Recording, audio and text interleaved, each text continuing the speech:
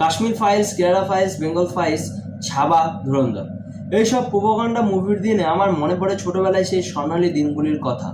চাক the India, Mir Ranjan Nikki একজন Hindu hockey খেলোয়াড়। তার জীবন কাহিনী বলিউডে এসে সামান্য একটু পরিবর্তিত হয়ে গেছে। মীর রঞ্জন নেগি হয়ে গেলেন কবির খান।